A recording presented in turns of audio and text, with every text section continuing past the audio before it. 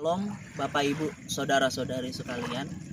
Sekarang saya akan mencoba menjawab salah satu pertanyaan yang disampaikan di kolom komentar dalam video saya yang baru-baru ini diupload di YouTube Pastor Kolom Langit. Pertanyaannya kurang lebih begini.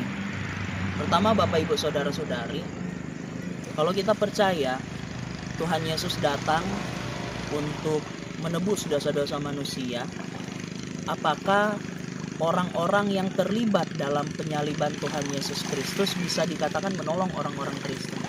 Dan apakah mereka masuk surga atau tidak? Nah, Bapak Ibu Saudara-saudari, soal mereka menolong orang Kristen atau tidak, saya yakin dan percaya rencana penebusan penyaliban Tuhan Yesus ada dalam ketetapan Allah, dan itu berjalan sesuai dengan ketetapan Allah. Jadi yang perlu kita perhatikan bukan orang-orang yang terlibat dalam peristiwa penyaliban tersebut apakah menolong kita atau tidak, tetapi peristiwa penyaliban Tuhan Yesus Kristus sendiri. Peristiwa penyaliban Tuhan Yesus Kristus sendiri itulah yang menolong kita, menyelamatkan kita dari dosa-dosa kita. Kedua, apakah orang-orang ini masuk surga atau tidak?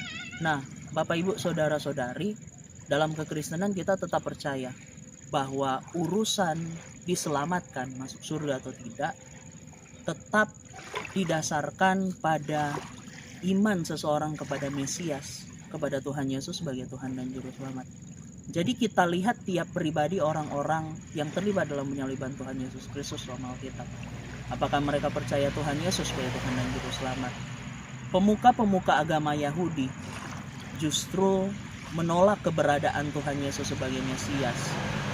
Dan orang-orang yang membiarkan peristiwa penyaliban Tuhan Yesus Kristus seperti Pilatus, seperti Herodes, mereka membiarkan peristiwa penyaliban Tuhan Yesus yang dalam hukum waktu itu pun sebenarnya mereka tidak menjumpai kesalahan apa yang ada dalam diri Tuhan Yesus Kristus yang bisa menyebabkan dia dihukum salib. Artinya orang-orang ini sebenarnya sedang terlibat dalam kejahatan moral, bahkan dalam dosa yang sangat besar waktu itu.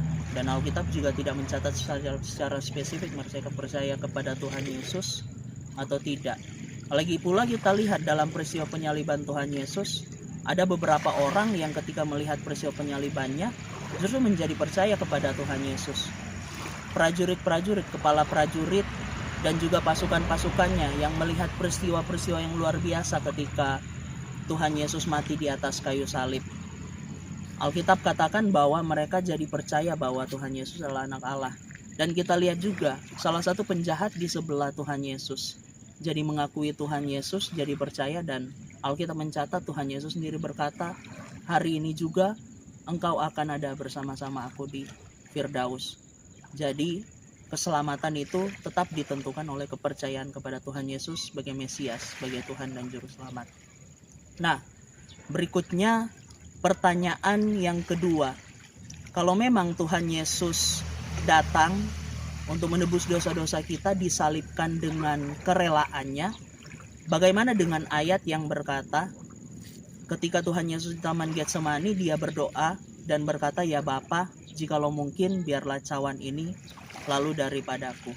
Nah, kita harus lihat kelanjutan dari ayat itu. Selanjutnya Tuhan Yesus berkata, tetapi bukanlah kehendakku, tetapi kehendak-Mu lah yang jadi.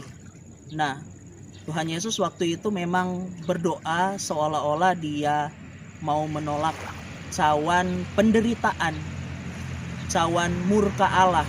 Jadi murka Allah atas dosa-dosa manusia ditimpakan kepada Tuhan Yesus Kristus yang menggantikan kita untuk dihukum. Saudara-saudari sekalian, berikutnya pertanyaan kedua kurang lebih seperti ini. Jika memang Tuhan Yesus datang ke dunia, disalibkan untuk menebus dosa-dosa kita dengan rela, kenapa dalam peristiwa Taman Getsemani dia berkata, dalam doanya kepada Bapa dia berkata, ya Bapa, jikalau mungkin sekiranya cawan ini lalu daripadaku. Nah, kita memang sudah sama-sama mengetahui yang dimaksud cawan ini adalah penderitaan yang akan dia alami selanjutnya di atas kayu salib. Dan yang dimaksud cawan juga adalah murka Allah atas dosa-dosa manusia yang ditimpakan kepada Tuhan Yesus karena dia menggantikan kita untuk dihukum. Nah, kita perlu melihat kelanjutan dari ayat ini. Tuhan Yesus sendiri berkata, tetapi bukan kehendakku, melainkan kehendak-Mu lah yang jadi. Artinya apa?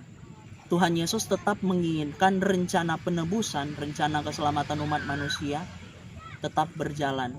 Dan lagi pula, kita melihat ayat ini, bagaimana kita memahami ayat ini? Nah, kita melihat ayat ini lebih menekankan kepada sisi kemanusiaan dari Tuhan Yesus Kristus. Tuhan Yesus Kristus sungguh-sungguh Tuhan. Tetapi ketika dia datang ke dunia, dia mengambil rupa seorang manusia, bukan berpura-pura jadi manusia atau setengah manusia, tetapi dia sungguh-sungguh mengambil rupa seorang manusia.